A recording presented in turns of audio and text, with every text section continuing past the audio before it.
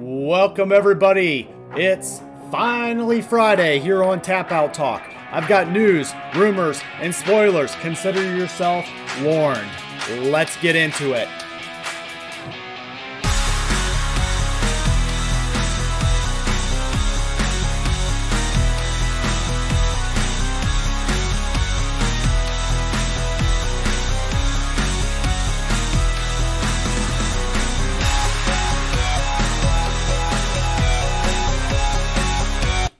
Welcome again. It's finally Friday, and this week on Tap Out Talk we have WWE head-to-head news and rumors. That's right, they're going head-to-head tonight on Friday's edition of Smackdown and Rampage. They're going to overlap each other and do a little one-hour battle for ratings, and we're going to see how that goes tonight on Friday night.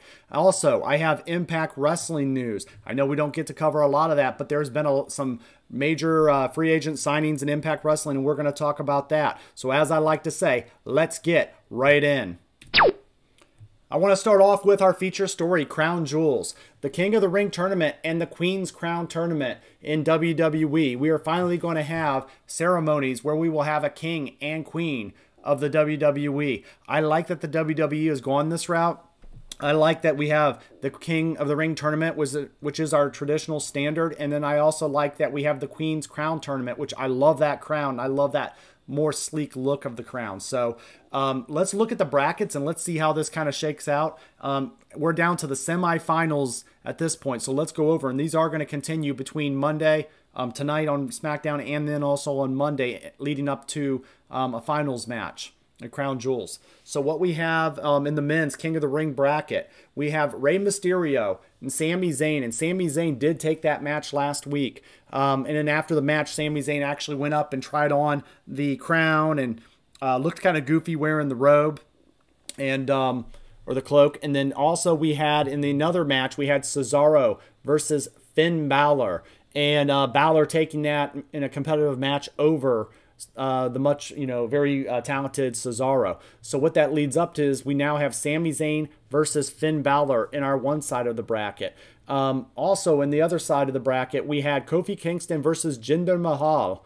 Jinder Mahal did take that matchup, earning himself a semifinal shot. And then also on the other side of that, we had Xavier Woods versus Ricochet. And Xavier Woods did advance. He will have the right to face Jinder Mahal. Very interesting note here. I thought the WWE would go with possibly a Kofi Kingston Xavier Woods match, maybe breaking up the New Day. But that was not the case. They definitely played it safe. The way I see this shaking out in this tournament, you have a couple different options. I truly believe that we will see Finn Balor taking out Sami Zayn and moving on to the finals. And I think on the other side of that, the stronger play is to have Jinder Mahal moving on to the finals. So we have two former world champions going at it. I think that would make this tournament a lot stronger to have that. And they can highlight that and showcase that at Crown Jewel. At the end of the day, I do believe that Finn Balor does take this King of the Ring tournament this year. He's coming fresh off of a main event title shot against Roman Reigns at last month's Extreme Rules. And I believe there's something to the King moniker that could be the King of the Ring winner as well. Also, I want you guys to think about this note. The WWE likes to add little things in there into their stories.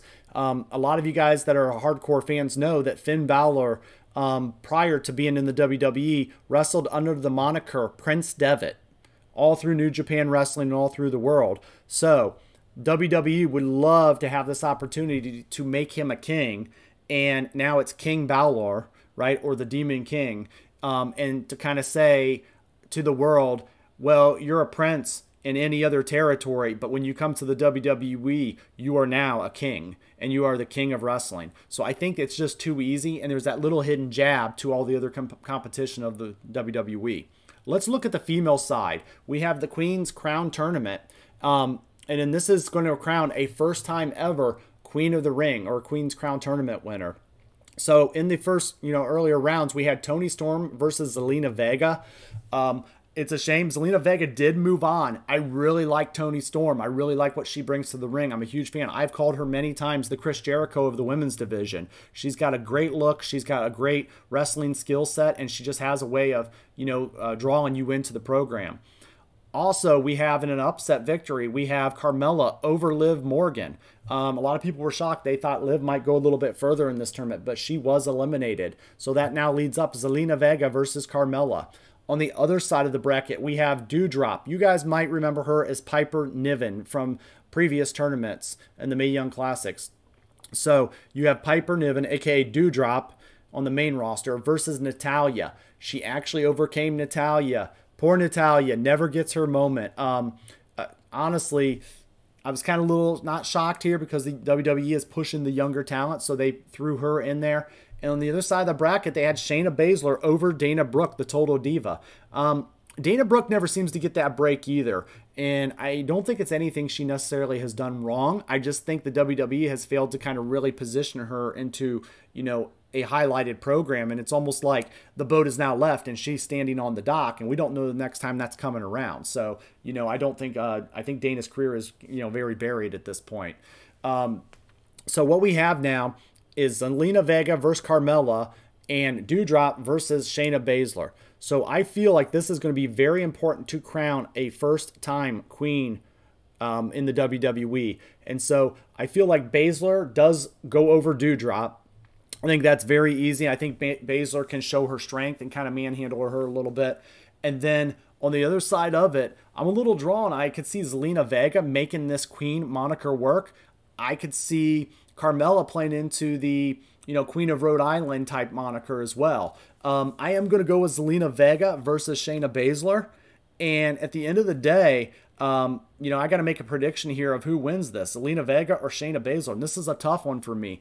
I want to go Shayna Baszler because I feel like that lines up a natural matchup with Charlotte Flair, who is the queen of the WWE, and that's her moniker she's been using for a long time.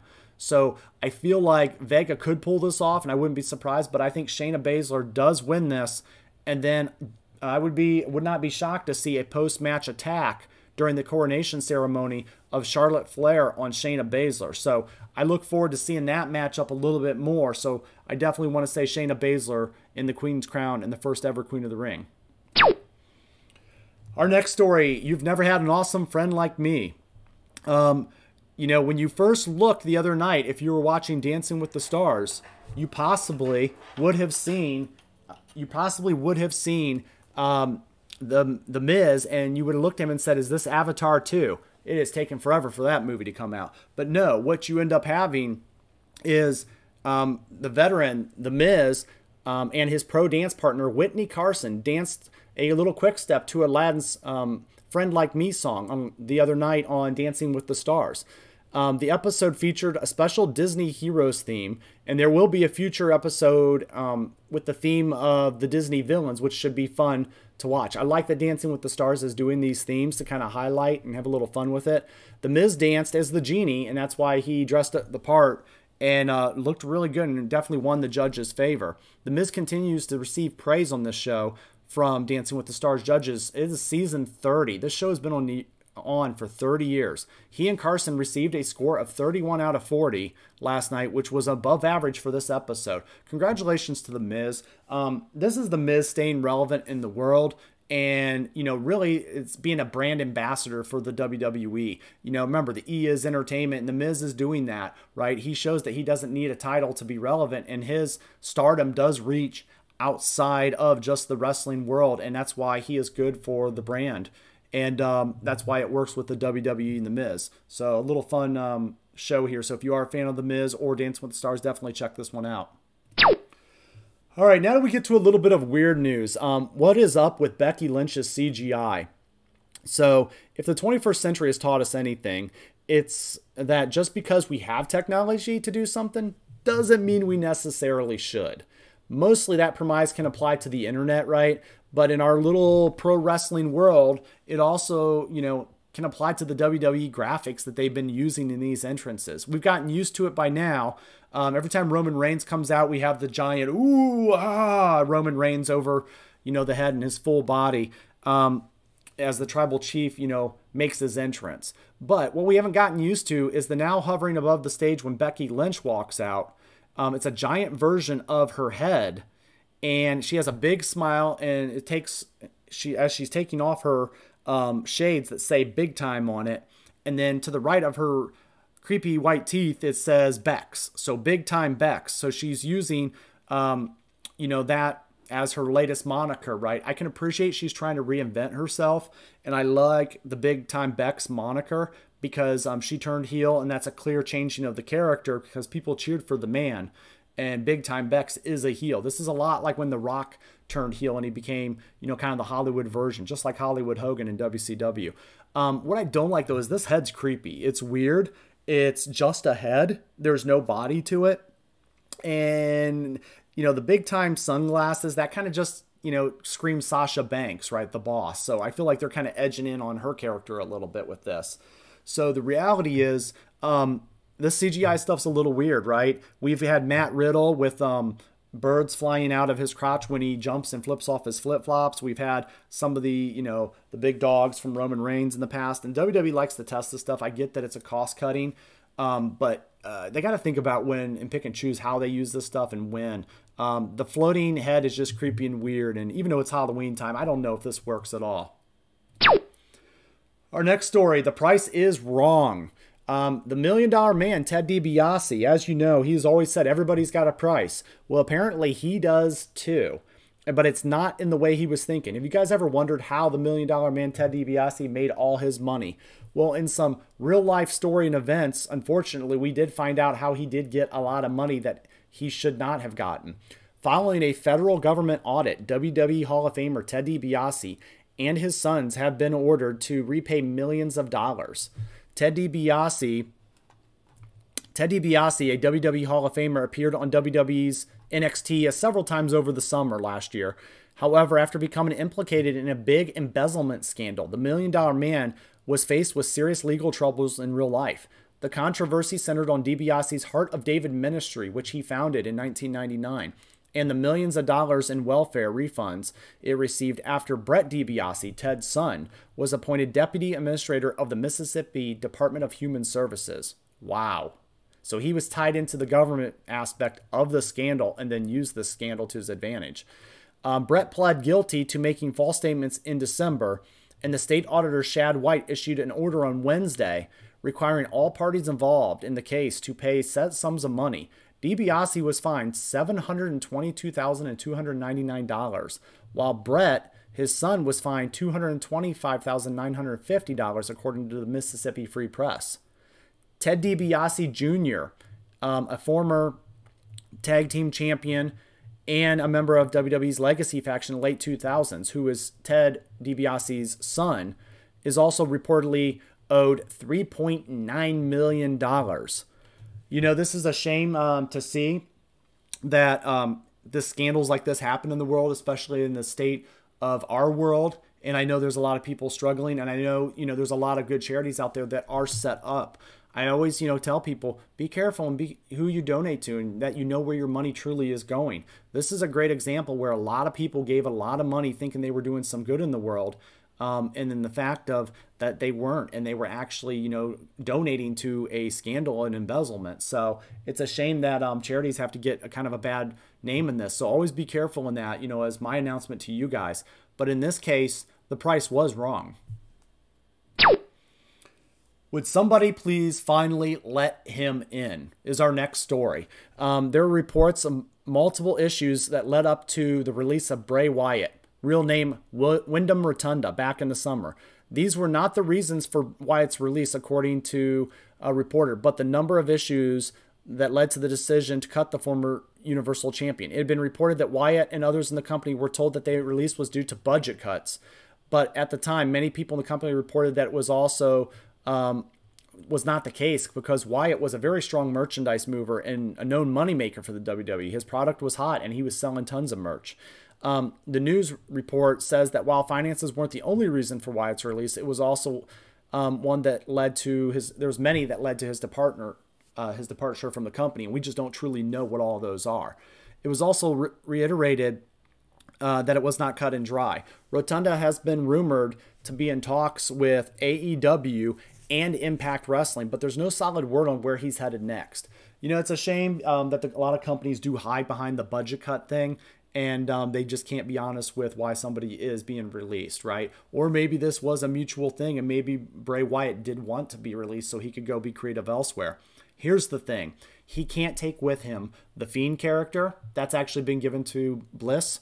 And he also cannot take with him the Bray Wyatt character, as those are properties of WWE Entertainment. However, Windham Rotunda is so creative. He came up with the Fiend character on his own and had major influence in his Bray Wyatt character. So I believe in him as a performer. I believe in him as a sports entertainer and wrestler. And I feel like he will succeed no matter where he goes. There's two options for him. He could go to AEW, where I think there's a very clear-cut path where he could go into the Dark Order and surround himself with another yet stable that he's done good with in the past and refresh himself. Also, there is an option that he could go to Impact Wrestling, where they have done very well with characters of the supernatural in the past, and they would, suit him very well. Tony Khan's been very quiet about this release, but I just feel like the move to AEW would make too much sense. Real life best friend of Rotunda, Brody Lee, who recently passed away, was the head of the Dark Order, and also he was in the Wyatt family with Bray Wyatt. So I feel like only time will tell. The WWE, just keep in mind, released Rotunda from his contract back on Saturday, July 31st. So if he's under the standard 90-day non-compete clause with the WWE, he would become a free agent on Friday, October 29th. How ironic is that, and almost too perfect with Halloween season right around the corner. I wish him all the best, and I can't wait to see where his future goes. Speaking of another colleague of Bray Wyatt's, the former Braun Strowman is still looking for work on the independent scene.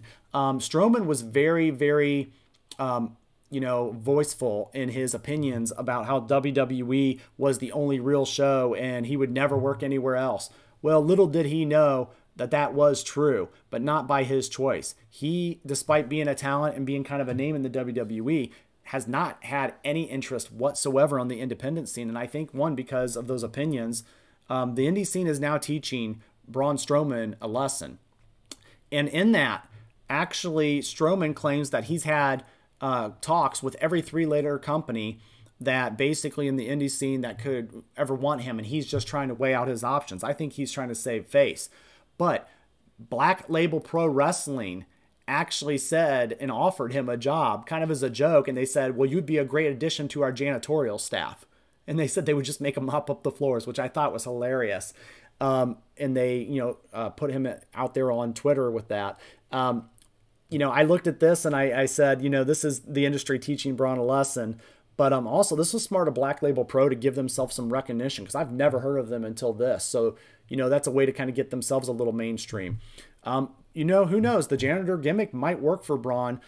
We might be able to, put him in a tag team with former WWE wrestler Duke the Dumpster Droese. And, we could call them the cleanup crew, right?